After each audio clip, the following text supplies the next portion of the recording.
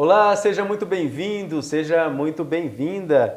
Este é o Ponto de Vista da Câmara Municipal de Tupã pela TV Câmara, canal 34.3 da sua TV aberta e digital e também canal 10 da sua TV a cabo. É uma honra estar entrando na sua casa, estar trazendo um tema, sobretudo hoje, tão especial. Vamos falar de educação, vamos falar de ciência, vamos falar de tecnologia, falar de Tupã, falar de emprego. É tudo isso que a gente consegue falar quando nós falamos do Instituto Federal do Estado de São Paulo em Tupã. E nós estamos recebendo hoje, com muita alegria, o diretor do campus aqui de Tupã, professor Marcos Leite, que está aqui à minha esquerda, nós já vamos apresentá-lo, e também o vereador Antônio Alves de Souza, o Ribeirão. O vereador Ribeirão que tem uma participação muito grande na implantação, manutenção e também na expansão do nosso Instituto Federal. Professor, bem-vindo. Uma alegria muito grande ter o senhor aqui nesta tarde. Fique muito à vontade nesta sala. Nós vamos falar de educação, de tecnologia, vamos falar de emprego, renda e o que mais? Eu agradeço a oportunidade de estar aqui, poder falar com o público da TV Câmara, sempre muito visto pela população, especialmente nesse momento onde nós precisamos dar conhecimento à população dos cursos que nós estamos oferecendo, do aumento de vagas. Agradeço por demais o vereador Ribeirão, muito parceiro do Instituto, em Tupã e também em outras unidades, muito preocupado com as condições do estabelecimento, as possibilidades futuras, um guerreiro do Instituto, né? Vira e mexe também em Brasília, lutando para que o sonho de virarmos uma universidade em toda a sua potencialidade aconteça. Então, a seguir vamos tocar no assunto, mas já antecipo que nós sempre tínhamos o processo seletivo, mas no fim do ano, acontecia lá depois do mês de setembro, outubro, e esse ano o novo governo determinou que o processo seletivo para o ensino médio fosse antecipado para os meses de agosto até 3 de setembro. Então, por isso nós estamos levando esta informação até as famílias, para que não deixem de fazer a inscrição dos filhos que estejam no 9º ano no Instituto Federal, aqui Campus Tupã. Então você que estava esperando aí, né, o processo de seleção do Instituto Federal, é agora e aqui você vai saber tudo, vai saber todos os detalhes direto da fonte com o professor Marcos Leite. Ribeirão, boa tarde para você, ou boa noite, depende do horário que o telespectador da TV Câmara vai estar nos vendo, mas seja muito bem-vindo, uma honra estar contigo aqui no estúdio. Viu, queremos aí cumprimentar toda a nossa população e dizer da nossa alegria de poder participar, ter participado na implantação e continuar trabalhando junto ao Marcos Leite, junto ao Silmário, que é o reitor do Estado, e trazer benefícios para a nossa cidade. Nós estávamos aí ouvindo o professor falando sobre essa questão da antecipação. Você que está nos assistindo, mesmo que não tenha filhos nessa idade, terminando a 9ª série, mas tem amigos, tem parentes, alertem. E nós estamos falando aqui do melhor ensino médio do Brasil. Professores qualificados, doutorados, mestrados, todos eles funcionários do Instituto Federal. E com isso, o seu filho poderá estar aí tendo a melhor escola para poder entrar na universidade logo em seguida. E lembrando que esse ensino médio, ele é integral. Ele começa de manhã, vai até a tarde, com alimentação na escola, com serviço, além da aula do dia a dia, tem a aula prática e você não pode perder. É uma escola diferenciada e, acima de tudo, gratuita. É preciso apenas inscrever seu filho e depois ele vai participar de uma prova de seleção, onde nós teremos aí 400 alunos fazendo o ensino médio em Tupã. Isso é muito importante na qualificação dos nossos jovens e muito importante para o futuro deles. Então você que é pai, você que é tio, você que é avô, avise, vá lá no Instituto Federal fazer a sua pré-inscrição para que você possa fazer a prova de seleção. Muito bem, você já acessa aí, né, já vai acessando www.ifsp.edu.br. Vamos deixar na tela aqui mais tempo para o pessoal anotar e logo que o programa terminar já corre lá para o seu celular, corre para o seu computador, digita e vai saber muito mais. Mas professor, vamos lá, vamos dar esse detalhe então de serviço, como é que funciona, qual é o prazo, quem é o público-alvo, todas as informações aí para o pessoal. Onde fazer inscrição, onde fazer, como. Então, vamos lá, concentre-se nas informações, muito importante. Todo o processo seletivo, a inscrição é online no site já indicado por você, ifsp.edu.br. Se houver qualquer dúvida, vá até um instituto, nós temos uma secretaria para dar amparo aos que desejam fazer a inscrição. Nós não podemos fazer a inscrição pela pessoa, mas nós podemos orientar. Ou ligue 3404-3551, vamos atender e orientar sobre esse procedimento. É todo online. Cada vez mais o governo moderniza, utiliza-se do gov.br para que os procedimentos sejam mais acessíveis e de modo virtual a gente consegue fazer todo o processo de inscrição. Então as inscrições vão até o dia 3 de setembro, a provinha acontecerá dia 22 de outubro. Sim. Posteriormente a matrícula. Então vejam que nessa nova proposta do governo federal, no fim de dezembro, no meio de dezembro, as turmas já estarão montadas. Isso é muito importante, era um pleito, inclusive de pais, né, que já tivessem clareza sobre o local que o filho vai estudar no ano seguinte. Com essa nova organização, então o senhor pai já saberá onde o seu filho poderá estudar, nesse caso ele passe na prova, conosco. Então fique atento, havendo dúvidas, entre em contato conosco. 3404-3551, ou se tiver um tempinho, passe lá pelo Instituto Federal, lá na Avenida dos Universitários, eu e minha equipe estaremos atendendo os pais e os responsáveis para auxiliar a fazer a inscrição online. Tem custo a inscrição? Há um pequeno custo de R$50, as famílias vulneráveis podem solicitar a isenção, mas é necessário comprovar a vulnerabilidade. Com documentos do CRAS, tal, você comprova. Professor, nós estamos falando agora com aquelas famílias que têm alunos que concluíram o 9º ano, né? Vai ter um outro momento para quem já tem o ensino médio. Agora nós estamos falando do integrado. Isso. Nesse momento é exclusivamente para as famílias que têm filhos terminando o 9º ano e que vão cursar o ensino médio integrado conosco, do Instituto Federal. Reforça pra gente. Vamos lá, vou explicar um pouco os cursos também. Eletrônica e eletrotécnica. Eletrônica, 80 vagas. Havia um pleito por aumento do número de vagas do Instituto Federal desde o ano passado. Ribeirão nos ajudou aí neste pleito. Então nós expandimos as vagas. Hoje nós temos 3 turmas de 40 alunos. 2 de eletrotécnica, que tem grande procura, de eletrônica, perdão, e uma de eletrotécnica. O que faz o técnico em eletrônica? Ele trabalha com as tecnologias menores, né? Então são chips, coisas menores. Eu brinco, né? Que é aquela parte do choque que não mata. São coisas pequenas, tecnologias miúdas. Muito importante para a nossa região, para algumas indústrias, para poder embarcar tecnologia nos seus procedimentos. E eletrotécnica com energia pesada, estabelecimentos comerciais, industriais, plantas até 700 kVA. Então, eletrônica, coisa pequena, miúda, as meninas preferem mais eletrônica, né? E eletrotécnica, coisas mais pesadas. Lembrando que é integrado, ou seja, as matérias do ensino médio, elas são casadas com as matérias técnicas. O Ribeirão muito bem disse o seguinte, às vezes o menino não é tão bom em física, mas ele tem uma aula de eletricidade no laboratório que é física aplicada. Então ele aprende tudo aquilo que ele não tinha aprendido em física em poucas aulas, porque ele vê a parte prática daquilo. Isso tem feito com que o nosso ensino médio, na rede como um todo, tem sido, no padrão PISA, compatível com a Coreia do Sul, que é uma referência internacional do ensino médio.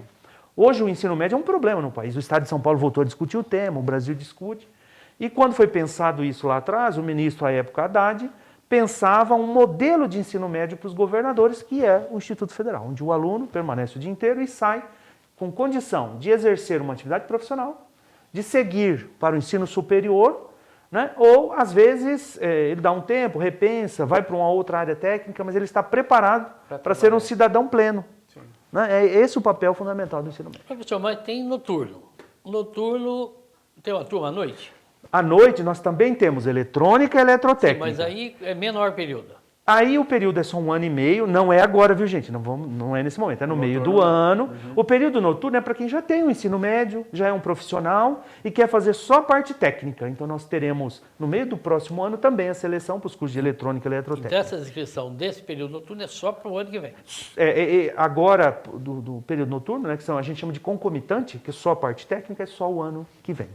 Ribeirão, o professor trouxe para a gente, né, a informação desse número, né, fantástico de 400 alunos. Você que acompanhou desde o aluno 0, lá do aluno número 1, qual que é o sentimento de receber essa notícia aqui do professor Marcos Leite? Bom, o sentimento é muito grande, porque quando nós iniciamos, eu quero aqui fazer referência a 2 pessoas, que foi extremamente importante no nosso trabalho em conjunto, Arlindo Chinagra, deputado federal, e ex-prefeito Manuel Gaspar, Eu, como vereador, nós fizemos esse trabalho junto, unindo a força do Executivo com o Legislativo e com o Legislativo Federal. Nós começamos, na verdade, com zero em tudo, zero professor, zero funcionário, zero aluno, porque antes era um sonho. Zero espaço físico, né? Zero nada. Aí nós tínhamos um sonho e tínhamos na época essa oportunidade da Prefeitura doar esse prédio em troca de receber o Instituto. Isso já deu frutos para nós. Imagine você que está nos ouvindo, hoje nós temos 23 professores e 16 funcionários. Lembrando que esses professores são funcionários público federal que não trabalhavam em Tupã, já mudaram para Tupã, já trabalham em Tupã, o salário que eles ganham gastam em Tupã.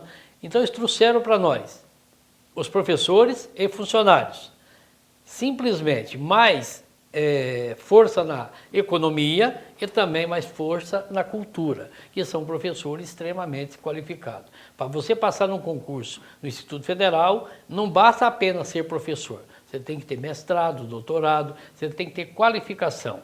E, logicamente, nós ganhamos isso. Posteriormente, ganhamos, inicialmente, os cursos rápidos e fomos fazendo. E agora, estamos chegando a 400 alunos no ensino médio, mas não é só isso que nós queremos.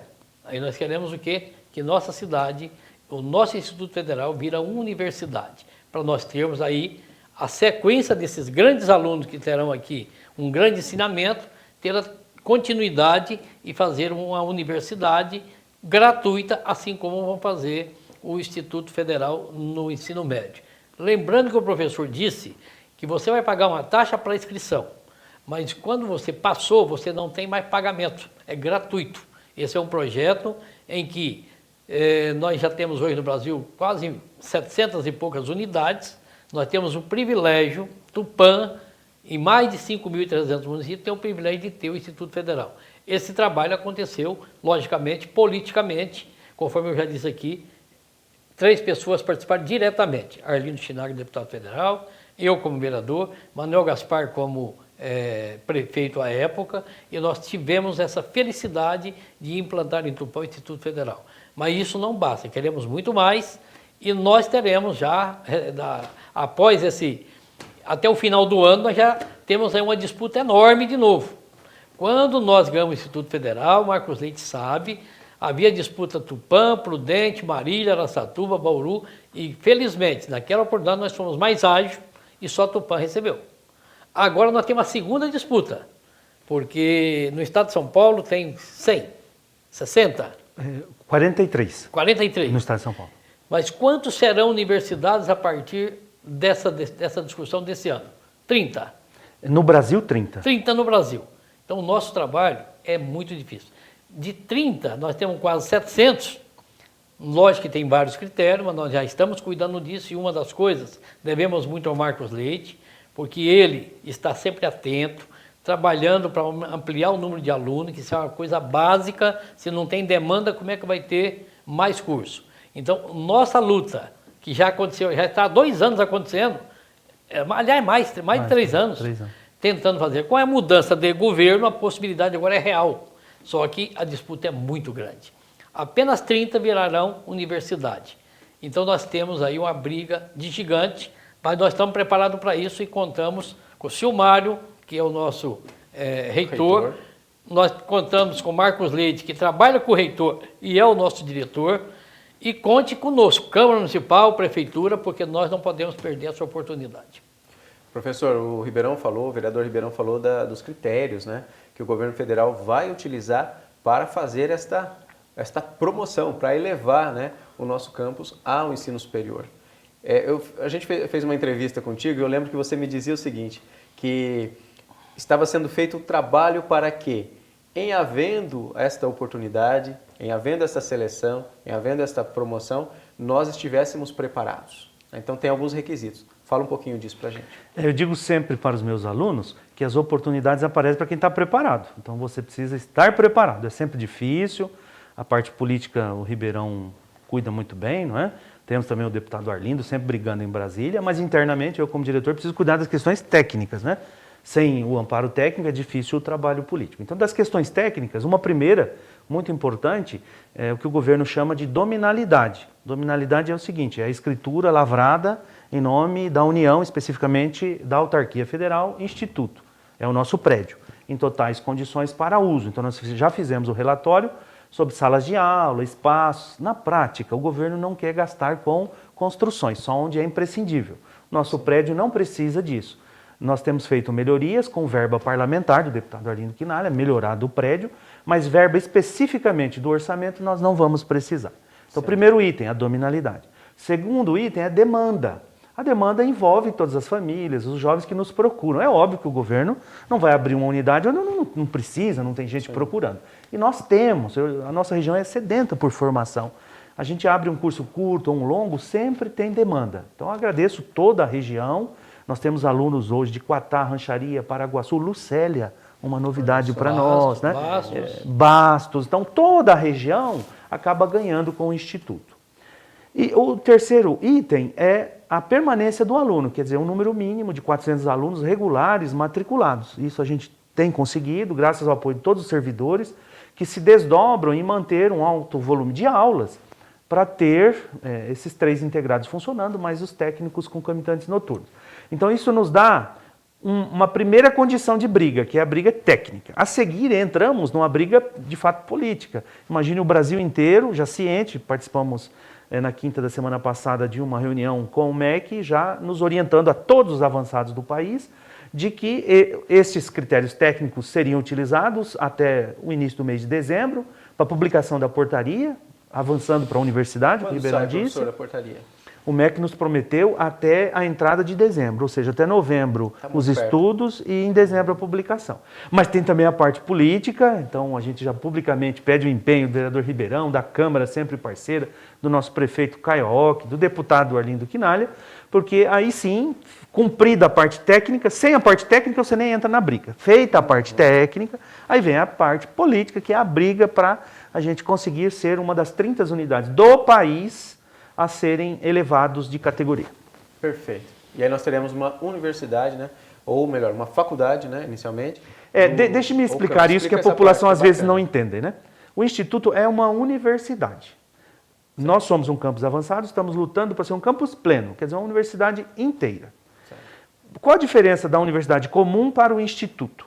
A universidade tradicional, ela enfatiza pesquisa e ela trabalha em todas as áreas do conhecimento. O Instituto foi criado pelo governo especificamente como universidade da área tecnológica.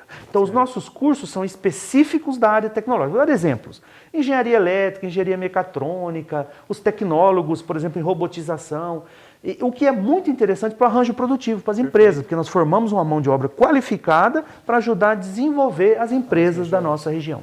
Perfeito, bacana. Bom, nós precisamos fazer um rápido intervalo, mas nós vamos pegar esse gancho que o professor deixou aqui, ó, e o Ribeirão vai falar também sobre desenvolvimento econômico, que é uma pauta que ele trabalha bastante, né? E vamos levar para você toda a informação sobre a empregabilidade, né? E aí, vamos participar do Instituto Federal, dar um voto de confiança no Instituto Federal, usufruir, né, de todo esse recurso de formação que o Instituto tem, o que ele vai entregar para a nossa região. Nosso papo continua daqui a pouquinho aqui no Ponto de Vista. Voltamos já.